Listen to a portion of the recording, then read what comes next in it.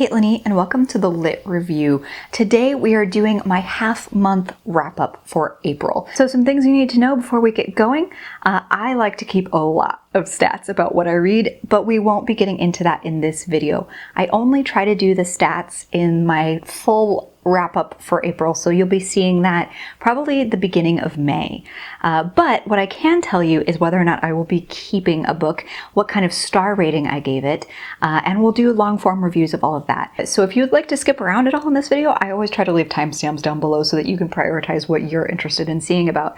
The only kind of statistic I will be giving you in this video besides my ratings is whether or not I think there are any important trigger warnings, and those will also be down in the description box below. So watch out for spoilers. I try not to be super spoiler about those things, but I do prefer to give more trigger warnings or content warnings than not. So I have a two-box system with my wrap-ups, a maybe box and a no box.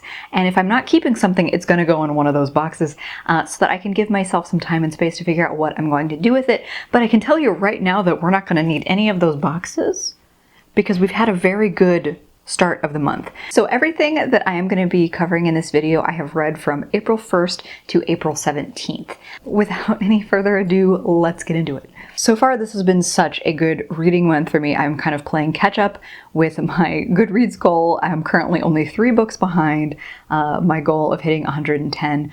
And these books have just really made me happy, really made me smile. So I'm very excited so far about how April has turned out. The first thing I read this month was the Guernsey Literary and Potato Peel Society by Mary Shaffer and Annie Barrows. In kind of the dual author's note at the end, but I didn't know this until I got there, where this was Mary Shaffer's first book. She wrote it late in life and she got most of it done, but then had a really bad illness, and she asked her niece, Annie Barrows, to kind of help her finish it. Mary Shaffer passed away before this book could be fully released. So it's really heartbreaking to me that this was her only book. And it's such a lovely book at that. So it's just extra special to me. I gave this 4 stars out of 5.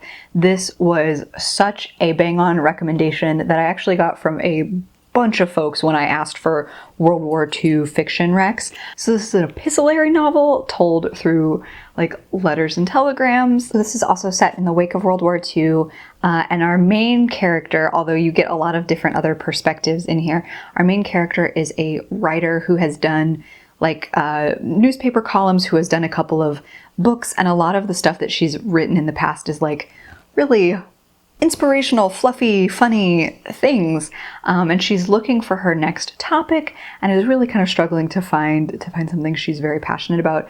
So she starts corresponding with somebody that lives on Guernsey Island and is part of this literary and potato peel pie society, and she gets really captivated by that narrative and ultimately decides to go and visit and see if she can write something about it. But it becomes so much more than that. I adored this. I really did. I don't know. I couldn't tell you what kept it from being a 5-star. It really touched my heart. I think maybe some pacing or predictability type things is what kept it from being next level good at a 5-star rating. But this is so special to me. This is such a great recommendation from all of you. I adored this. This is fantastic. I'm keeping it. I'm trying to avoid going into my thoughts and feelings about the summary because I feel that's really, really spoilery, but I just fell for so many of the characters, and it was, again, one of those epistolary style novels where not everything felt totally realistic and it felt a little fanciful and a little beyond the real, but that was part of its charm.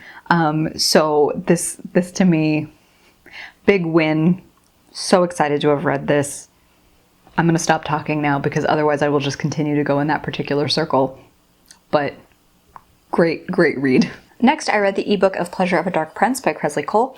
This is part of her Immortals After Dark series. It's kind of as the series is taking a bit of a pivot towards a much bigger arc, you start to get some of those pieces getting dropped into that storyline. And I honestly think that's why I gave it a 3-star. This series is a beloved series for me, and I highly recommend The Immortals After Dark. I think on average for me, they're 3 to 4-star reads. I love the series. I recommend it a lot. So I think emotionally, they are so much more than that star rating. I think for me, this one was like a really fun romp with a lot of like emotional content amidst the smut, and it's good smut. But I would say it's like definitely a 3 to 3.5 pepper on the heat scale for me. So there's that as well. But what kept it from being a 4-star read is that it just kind of started to feel bogged down in some of those like larger plot arcs. This book, I think, struggled a little bit because it kind of messes with timelines. It gives you some of like the hero and heroine's first meeting overlaps with events in some of the other books in the series that are earlier than this. You'll already have had the full context. It's not spoiling anything for you. What it is kind of like retroactively telling you those two people's stories. And while that's a lovely bit of backstory, I kind of thought it bogged down the plot of the actual book. When we get to that new timeline and it's Lucia and Gareth's actual growth story and not just like the meet cute and the like butting heads of that, I thought that story was like way more interesting, both for them as characters, but also for where the story is going to continue to go. So I kind of wish we had just seen their early stage of the meeting in like flashbacks, as opposed to like, we're going to go through this whole thing in the beginning and then we're going to time lapse and tell you it's like a year and a half later. So it kind of like slowed down the pacing, or the pacing just didn't feel quite right. But I still love these characters, still love this series, and think it's a really good, you know, part of that overall trajectory. It's just maybe not my favorite individual book. That was an ebook that I borrowed through my Kindle Unlimited subscription. I do own a physical copy of it somewhere. I think it's back at my childhood home, and I need to like honestly just take all of that collection back with me the next time I'm able to travel.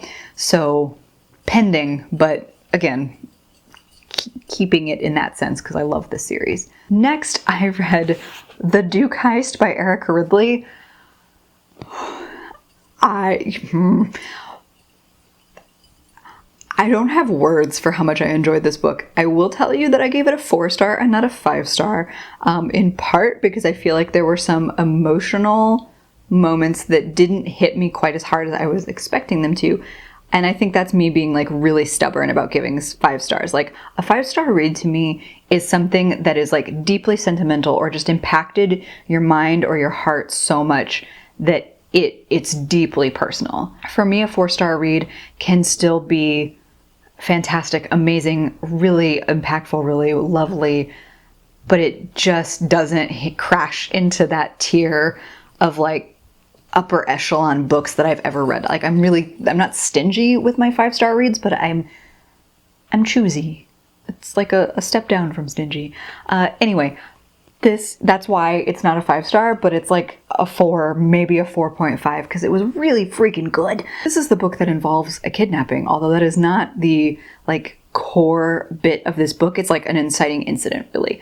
So we have our female main character, Chloe, who's part of this family that is a found family, but also a family in truth. Have all been adopted at different points in time by this eccentric baron who is no longer with us when the novel kicks off. So when we get to meet Chloe for the first time, she's still kind of grieving the loss of her surrogate father, her father, this baron who brought them all together.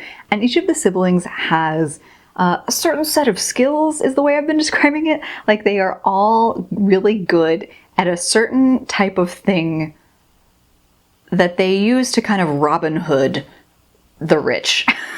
Because they all come from really impoverished backgrounds and now have a ton of money being the Baron's heirs. So Chloe's like skill in this grifter family is that she's really good at being a chameleon, and she often goes unseen. So people can meet her like multiple times and just not have facial recognition.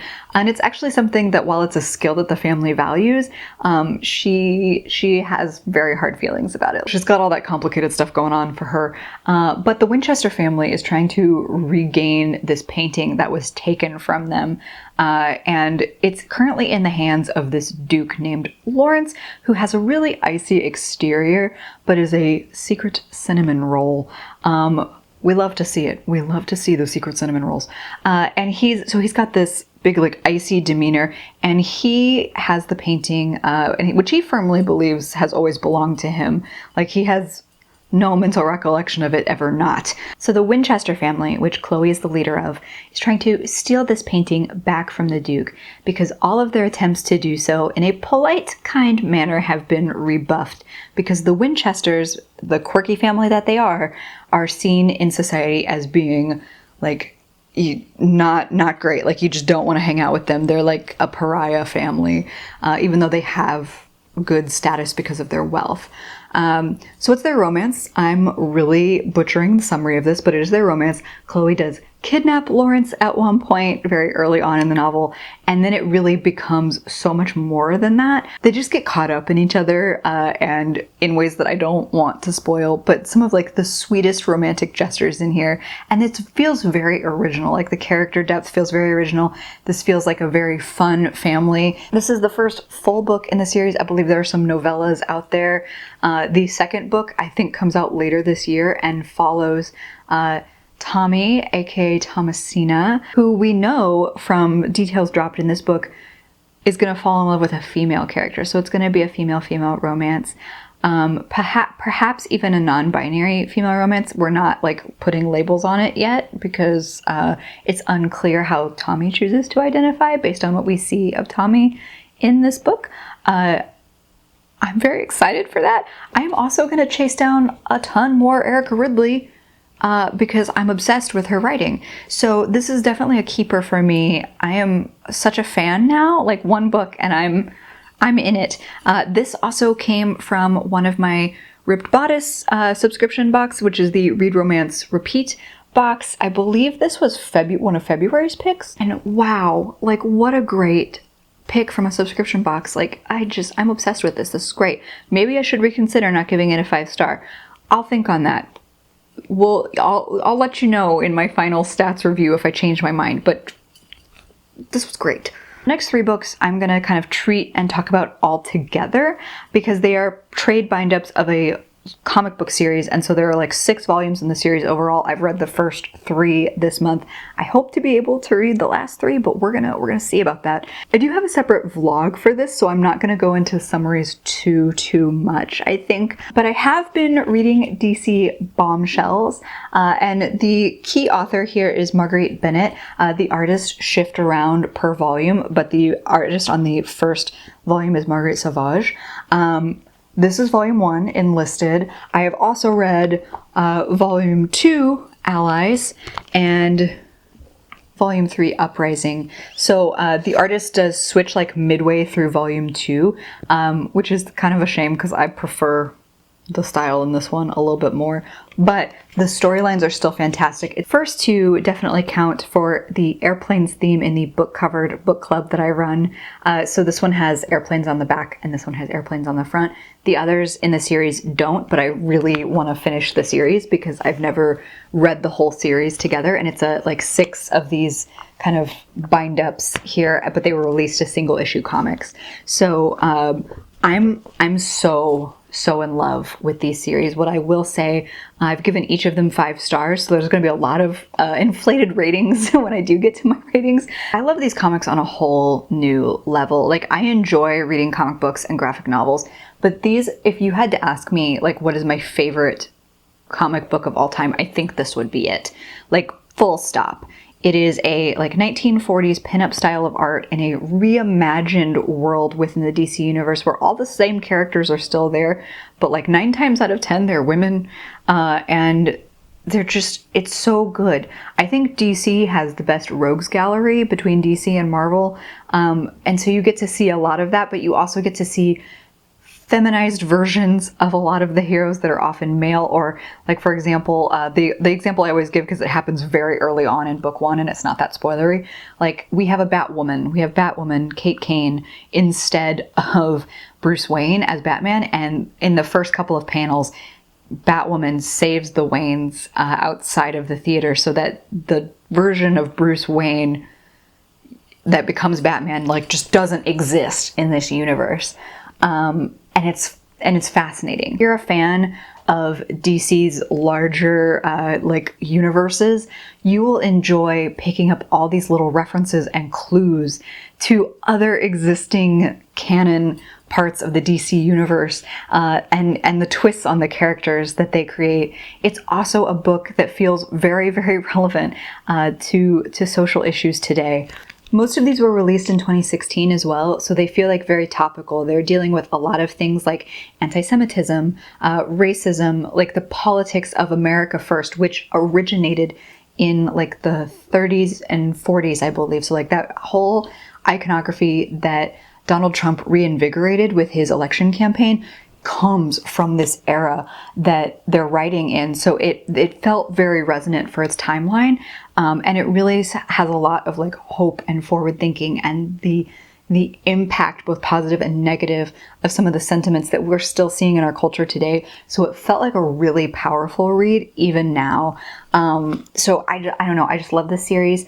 I won't say too much more. I've avoided summary and talked more about themes that I didn't talk about in my vlog, so you're not getting a ton of duplicate content, hopefully. But wow, these are great. These are the last 3 things I've read. I finished these 2 in particular, volume 2 and volume 3, yesterday, the 17th, because I'm filming this on the 18th. So this is like the most updated version of this half-month wrap-up that I could possibly offer for you, which is, you know, the point. So I've read 6 books for the first half of this month. Here are the 5 physical copies then, plus the ebook of Pleasures of a Dark Prince by Kresley Cole.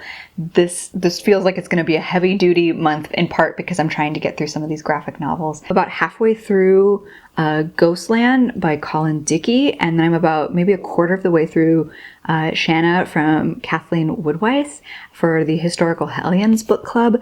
And the other thing I can tell you is that The Martian by Andy Weir won overwhelmingly in the poll for Buzzwordathon, so I'm also going to try getting through that. And yeah, the rest of the reading month is kind of going to be all of that, plus the handful of other books I still need to read for Litland. The thing I absolutely need to get finished is Restless Slumber by KJ Sutton, so hopefully you'll be hearing more from me on that soon.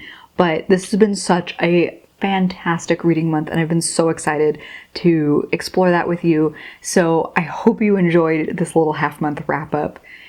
Thank you for spending time with me. I hope you have a fantastic reading day. Like and subscribe if you'd like to see more from me or this channel, and I'll see you in the next one. Bye!